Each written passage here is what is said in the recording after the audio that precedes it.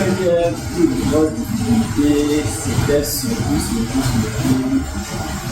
le regard des parents et l'acceptation des parents. Naturellement, tout parent attend que quand son fils finit l'école, voilà, il se trouve un emploi.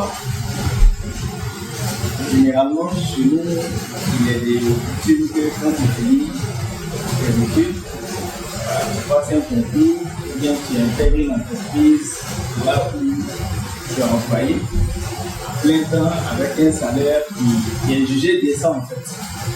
De sorte à ce que tu puisses toi-même subvenir à tes différents besoins que éventuellement les besoins de Bonsoir chers téléspectateurs, chers spectateurs.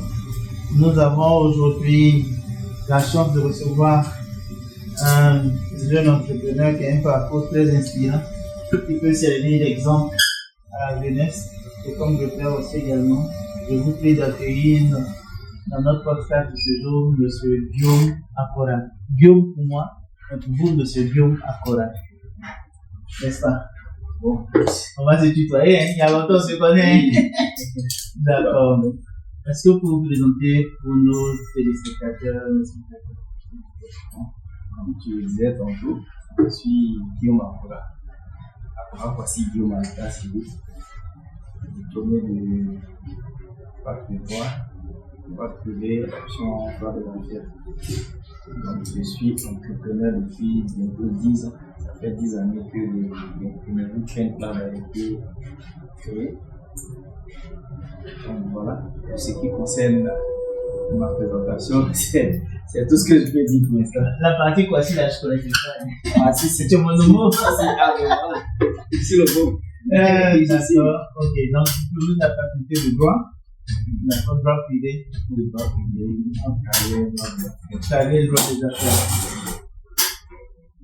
Comment ça s'explique de la carrière de droit privé et du droit des affaires à aujourd'hui imprimeur en griffe? Très très simple. Bon, comment ça s'explique? C'est vrai que ça amène à se poser des questions, d'autant plus que le virage pourrait faire un virage à 360 degrés, sinon on dit 90 degrés ou au-delà. Mais c'est quelque chose que je fais depuis longtemps, en fait, depuis mes années lycée. D'accord. Donc, c'est une passion pour moi que j'ai voulu embrasser en termes de métier après la fac de droit. C'est pour revenir sur l'histoire depuis la phase de première que j'ai embrassé le métier de l'ingénieur. D'accord. C'est quelque chose que je faisais juste pour soutenir mes cours quelque part. Ça me permettait d'avoir un peu les jetons comme on dit, payer un peu les peines, acheter un sandwich. Et puis bon, après j'ai compris que c'est quelque chose qui pouvait nourrir son auteur, qui pourrait nourrir son homme. Donc j'ai décidé de prendre ça un peu plus au sérieux. Quand je suis arrivé en classe de terminale, avec mes frères, on a essayé d'obtenir le marché du badge photo de mon école. Puis à partir de là, j'ai fait terminer. Le nom de l'école? C'était le lycée municipal de D'accord, on va dire merci au proviseur du lycée municipal de Fouron. Aujourd'hui, il est en train de bâtir quelqu'un sans s'en rendre compte. D'accord, donc c'est d'abord par passion. Non, d'abord pour pouvoir arrondir les fins de semaine. Et puis ensuite, c'est devenu une passion.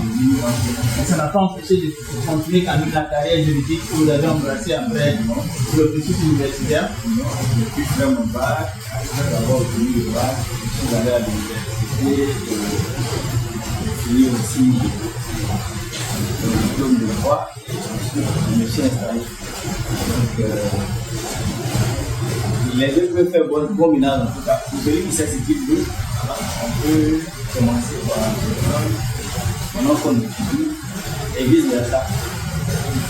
Quelles ont été les grosses difficultés auxquelles tu as fait face lorsque tu as pris la décision définitive de mettre dans ce secteur d'activité? D'abord, comment réagissent les parents? J'allais en venir, c'est pour ça que j'ai commencé par sourire. Ma première plus grosse difficulté, c'était surtout le regard des parents et puis l'acceptation des parents. Naturellement, tout parent attend que quand son fils finit l'école, voilà, il se trouve un emploi.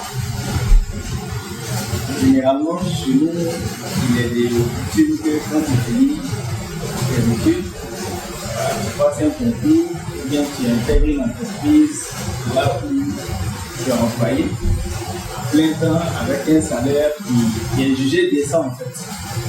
De sorte à ce que tu puisses toi-même subvenir à tes différents besoins puis éventuellement les besoins de ta famille. Sauf qu'ici, l'aventure entrepreneuriale est quelque chose d'assez risqué à l'accord. Donc, naturellement, les parents étaient un peu réticents. Donc, ils n'étaient pas trop d'accord au départ. Ils estimaient que aller à l'école, tu as fini tes études, il faut présenter un concours, surtout tu as fait le droit. Donc, moi, on m'avait promis une carrière d'avocat, de magistrat. Et puis bon,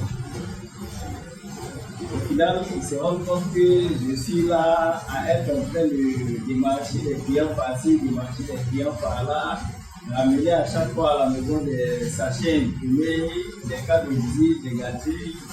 Ils se sont dit, mais attends, ce garçon n'a pas connu comme ça en fait. Et là, on a l'impression qu'il est en train de s'écarter un peu en fait du chemin peut-être assez connu. Donc il a fallu vraiment beaucoup de difficultés pour arriver à retrouver que c'était un métier à part entière. Et que avant tout c'était une passion, mais c'était une passion en fait qui pouvait se transformer aussi en carrière. Donc voilà comment je suis passé du droit à l'ingénierie. Donc au final, ils ont fini par se résoudre.